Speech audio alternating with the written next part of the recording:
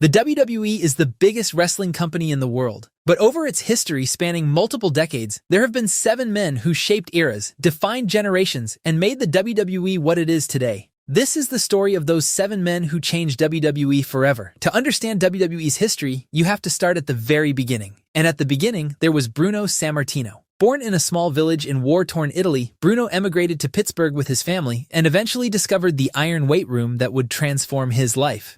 Wrestling wasn't just a career for Bruno, it was survival, identity, and eventually, his purpose. Before Bruno took center stage, the WWE, then known as the Worldwide Wrestling Federation, had its first champion in Buddy Rogers, a flamboyant, cocky showman who held the belt for just weeks before the young Italian strongman put an end to his reign. On May 17, 1963, at Madison Square Garden, Bruno Sammartino defeated Buddy Rogers in just 48 seconds to become the second world heavyweight champion of the company. And then he just didn't lose. He spent 2,803 consecutive days as champion. No one in the history of professional wrestling has ever come close to that number, and maybe no one ever will. During that reign, Bruno carried the entire company. He defended the title against every villain they could throw at him.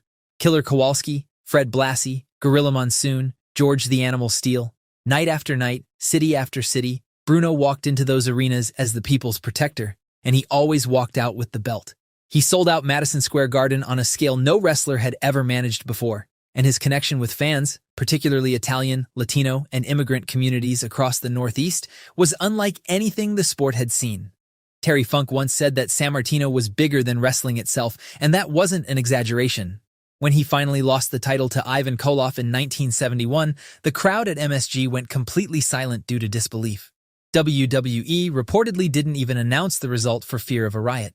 But Bruno's story wasn't finished. After a brief absence, he reclaimed the championship in 1973 and held it for another 3.5 years, surviving a broken neck suffered during a match against Stan Hansen before finally surrendering the title to superstar Billy Graham in 1977. In total, Bruno held the championship for over 11 combined years. His final major feud came against former protege Larry Zbyszko, who turned on his mentor in 1980 in one of wrestling's biggest betrayals. Sammartino laid the blueprint of what a wrestling star who carried the sport looked like. Every long championship reign that followed, every babyface champion who the fans emotionally invested in, every hero who stood tall against impossible odds, that template started with Bruno. But after Bruno's departure, the torch needed to be passed to the next megastar, and in the early 80s, the torch was grabbed by the most iconic pair of 24-inch pythons the sport had ever seen. By 1983, the WWF needed a new direction. Bob Backlund had been a dependable champion, but the wrestling landscape was changing. Vince McMahon Jr. had taken over the company from his father and had a vision that went far beyond regional territories. He wanted to take WWF national. To do that, he needed a star unlike anything the industry had ever produced. He found one in Terry Bollea, better known to the world as Hulk Hogan. There were other wrestlers over with the fans during this era. Jimmy Superfly Snuka electrified crowds with his aerial moves. Roddy Piper was the most charismatic villain in the business. Andre the Giant was a literal phenomenon across the globe. Don Morocco, Greg Valentine, and Bob Orton were stars in their own right. But none of them could do what Hogan did. Nobody had that aura, that size, that unshakable connection with the crowd.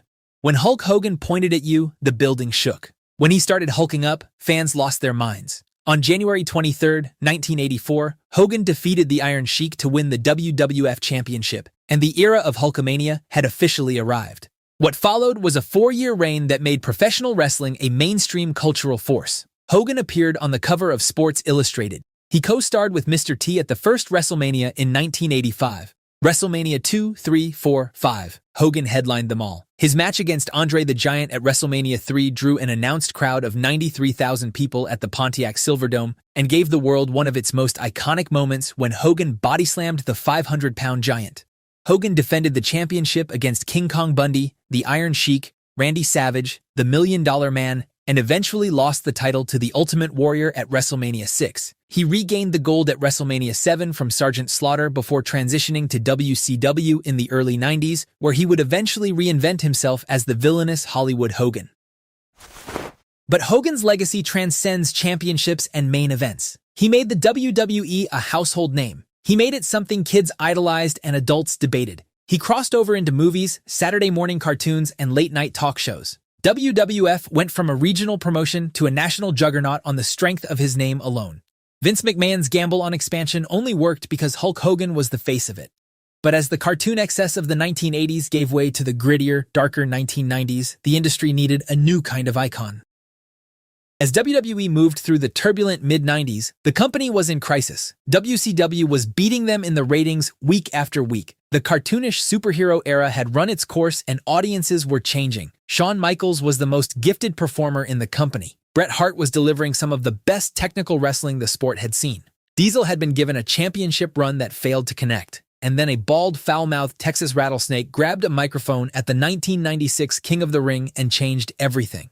Steve Austin had bounced around WCW for years, never quite breaking through before being unceremoniously fired. He did a brief stint in ECW, where he cut raw, passionate promos that showed the world exactly who he could be. When WWE signed him, they initially gave him a throwaway gimmick as the Ringmaster, a generic in-ring technician that went nowhere. Then Austin shed the character, shaved his head, turned the aggression all the way up, and became Stone Cold Steve Austin. His infamous Austin 3:16 speech at King of the Ring after defeating Jake Roberts in 1996 became one of the best-selling pieces of merchandise of all time. Then came his WrestleMania 13 submission match against Bret Hart, a double turn where Hart became the villain and Austin became the hero by refusing to quit even as blood poured down his face and Hart had his leg locked in the sharpshooter. A serious neck injury at the hands of Owen Hart at SummerSlam 1997 nearly ended his career, but Austin proved once again why he was the toughest SOB.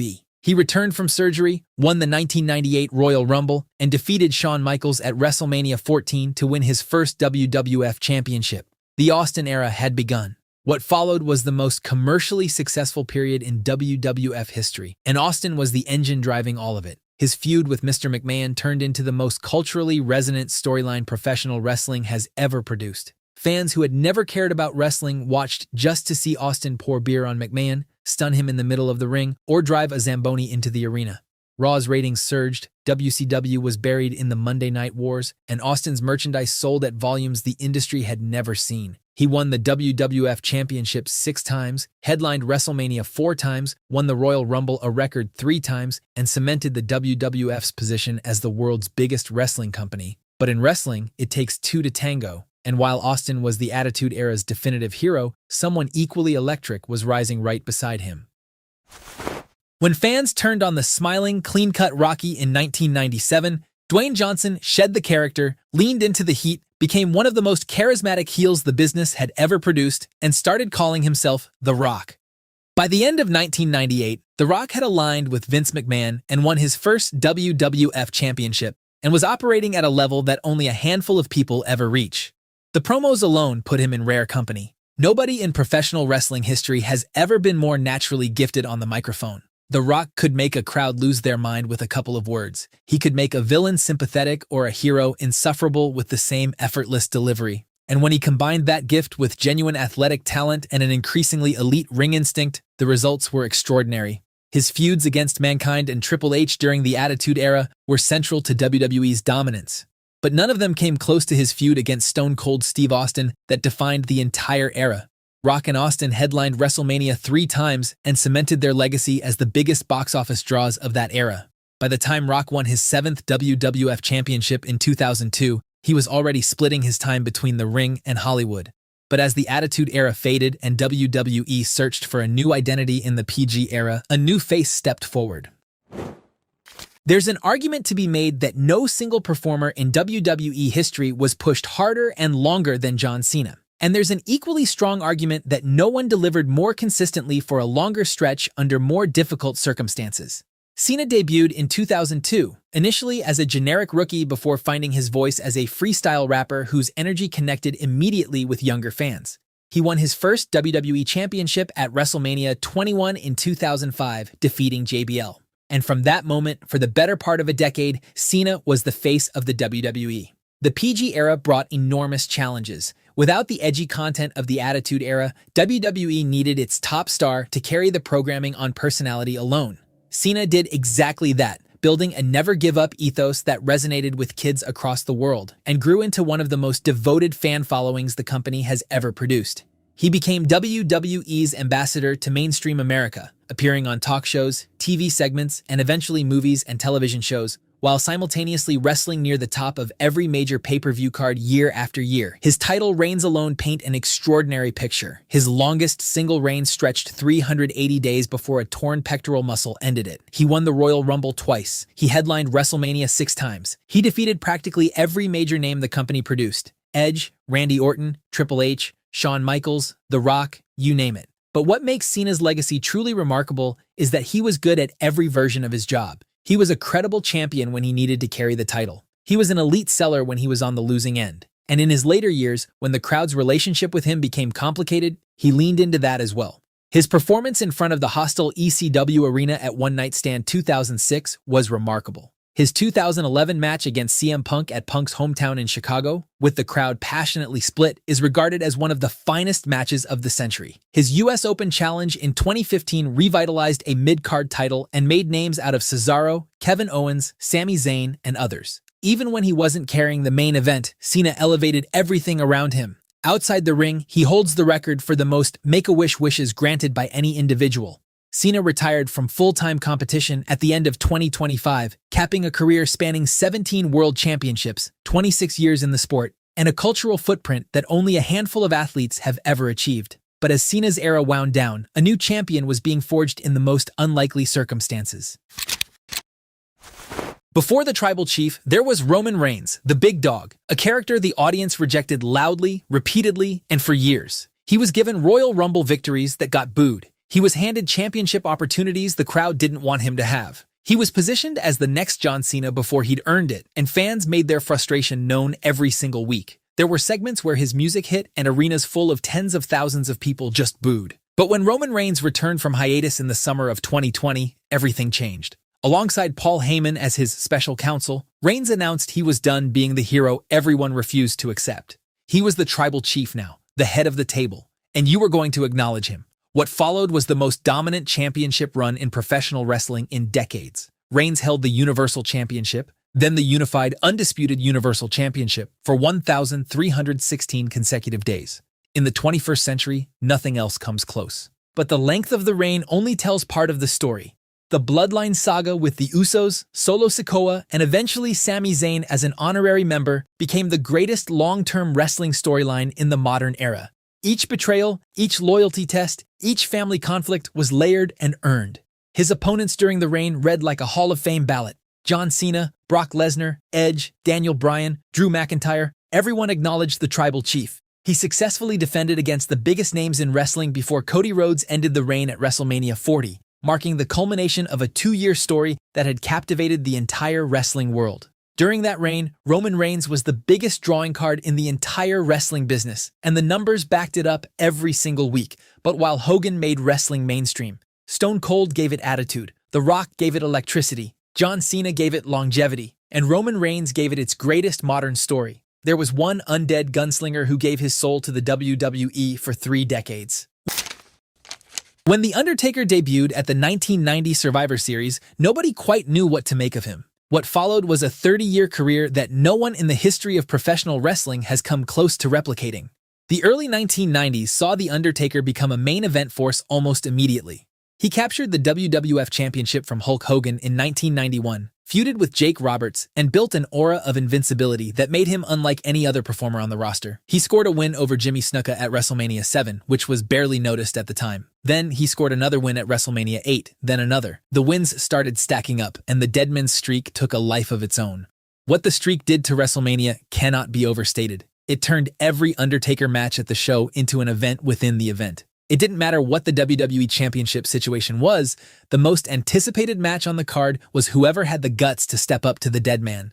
Kane, Triple H, Ric Flair, Randy Orton, Batista, every era had its contender, and every contender fell short. But the streak reached a completely different level when Shawn Michaels entered the picture. Their match at WrestleMania 25 is widely regarded as the greatest WrestleMania match in history. Their rematch at WrestleMania 26, with Michaels having put his career on the line, was somehow even more emotional. When The Undertaker delivered the final tombstone and ended HBK's career, there wasn't a dry eye in the building. Beyond WrestleMania, The Undertaker's career was defined by an ability to reinvent himself across every era. He started as a supernatural monster, evolved into the biker, American badass character in the early 2000s, then returned to the deadman persona and somehow became even more menacing with age. He won 7 world championships across both the WWE and World Heavyweight titles, claimed the Royal Rumble in 2007, and had defining rivalries with virtually every major star from Hulk Hogan to CM Punk to Brock Lesnar. When Lesnar finally ended the streak at WrestleMania 30, the silence in the Superdome mirrored what MSG sounded like when Bruno lost the title in 1971. The Undertaker wrestled his last match at WrestleMania 36, closing out a career that spanned 3 decades, 6 world title reigns, and 25 WrestleMania victories. He was indeed the soul of WrestleMania. And if you want to relive the entire history of WrestleMania, check out this video next.